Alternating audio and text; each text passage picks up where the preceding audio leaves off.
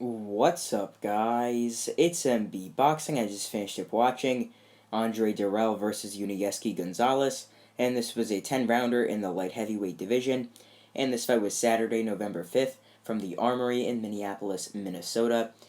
And this fight was broadcasted on Showtime's YouTube channel. And in this fight, Andre Dirrell was able to get a very, very nice 10th round stoppage victory over Yunieski Gonzalez. So this was a very solid win for Dirrell.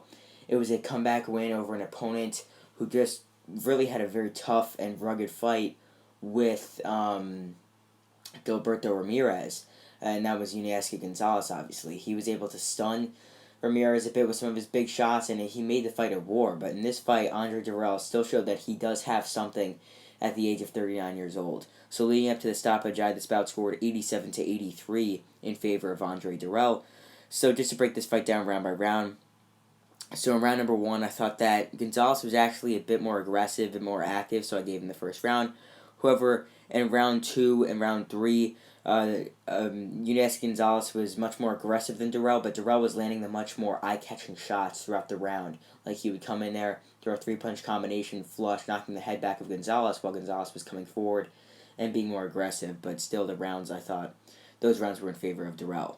Then round number four, I thought it was a very, very close round, but I gave it to Gonzalez because he had a very, very good close to the round, sort of leaping forward and throwing combinations on Dirrell as the round ended. Then in round number five, just like rounds two and three, Dirrell just landed the better shots, just the more eye-catching shots. In round number six, it looked that Gonzalez was slowing down a bit, as he wasn't really as active as before, and really Dirrell took control in that sixth round. However, in round seven, just like in that fourth round, Gonzalez closed the round very well, was super aggressive, was coming forward, throwing massive overhands on Dirrell, and I thought he got that round. However, in round number eight, I thought this was a swing round, could have went either way. I thought that Dirrell slightly had the more eye-catching shots. It was really based on the fact whether Dirrell landed the better shots or if Gonzalez's aggression came to fruition. Because, Gonzalez was expected to be the one coming forward, but Dirrell actually did surprise me a bit. In a lot of the rounds, he was coming forward himself a bit, but most of the time, it was Gonzalez closing those rounds, coming forward. Just like in that eighth round, he did. But, throughout the round, I thought that Dirrell landed the better shots. Then in round number 9, there were some big shots by Dirrell to close the round. And that round actually went in as a 10-8 round on my scorecard, and I believe that the judges did also have it at 10-8 because in the last 20 seconds, Dirrell was landing massive right hands while Gonzalez was on the ropes. He was backing up, Gonzalez was. He was really getting hit, not really defending himself intelligently. And then a sort of odd thing happened as the round ended. The referee started to count and give a standing 8 count to Gonzalez when the round ended. Not during the round, when the round ended. So, yeah, it was very, very odd. I don't know if he actually warranted the count right when the round ended. I'm not 100% sure. But when they cut back to the broadcast after they were going to go to the corners, it showed Yunieski Gonzalez getting counted. So, I don't know, but the referee obviously gave a standing 8 count, so I put it down as a 10-8 round on my scorecard.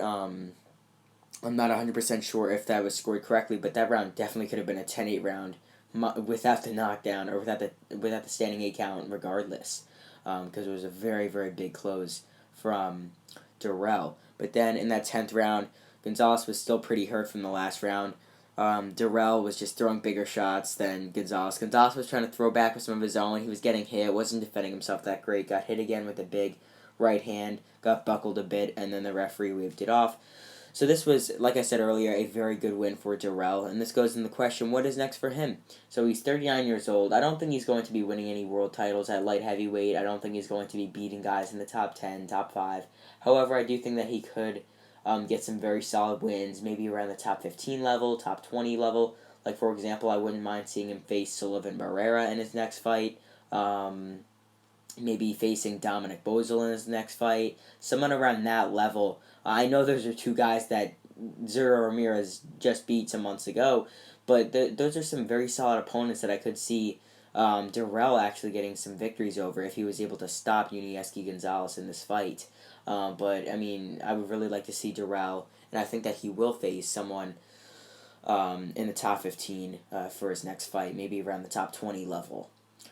So, yeah, when it comes to Yunieski Gonzalez losing here for the 5th time in his career, second straight stoppage loss, I think that he's still a very fun fighter to watch, but I think in his next fight, he'll either have to hang up the gloves, or if he doesn't want to go out in a loss, or if he wants to continue going on for a few more years, he might face some lower-level opposition, like maybe around top 50 level or lower. He might get some solid wins over some guys around there. And then maybe he might get called up for another big opportunity, like when he fought Ramirez, or like here fighting on a pretty big card against Dirrell. So yeah, I think that's really what's next for Yunieski Gonzalez. So overall, Andre Dirrell stops Yunieski Gonzalez in the 10th and final round to get a very, very solid comeback win after over a year of inactivity. And yeah, that's really it. I'm MB Boxing. Thanks for watching, and I'll see you guys later.